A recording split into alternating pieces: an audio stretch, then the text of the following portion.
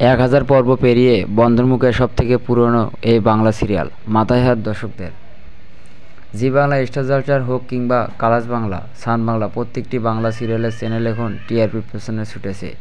TRP দিয়েই মূলত এখন ধারাবাহিকের জনপ্রিয়তা এবং চাহিদার বিচার করা হয়। টিআরপি কম থাকলে বন্ধ হয়ে যাচ্ছে একের পর এক সিরিয়াল। সান বাংলার সাথী সিরিয়ালের ক্ষেত্রেও ঘটল একই ঘটনা। 1000 পর্ব পেরিয়ে এবার বন্ধের মুখে সাথী। বর্তমান যুগে যেখানে একটি সিরিয়ালের 1 বছর পেরোনোই বড় ব্যাপার হয়ে দাঁড়াচ্ছে, সেখানে সাথী দেখতে দেখতে 500 পর্ব অতিক্রম করে ফেলল।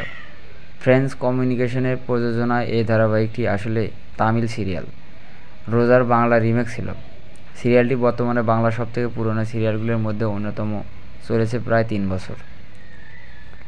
এই সিরিয়ালের গল্প অবশ্য শুরু হয়েছিল ওম এবং বৃষ্টিকে নিয়ে, কিন্তু কিছুদিন পর আসে টাইম ল্যাপ।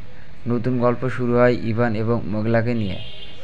যে দুইটি চরিত্রে অভিনয় করেছিল ইন্দ্রজিৎ বোস এবং অনুমতি দত্ত।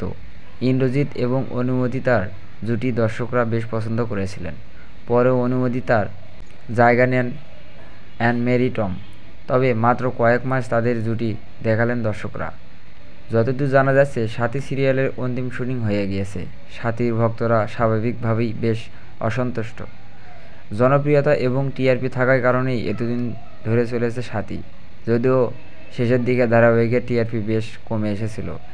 ইন্দ্রজিৎ এবং আনমেরির নতুন জুটির দর্শকরা সেভাবে গ্রহণ করেননি, সেই কারণেই বন্ধ হতে চলেছে এই সিরিয়াল।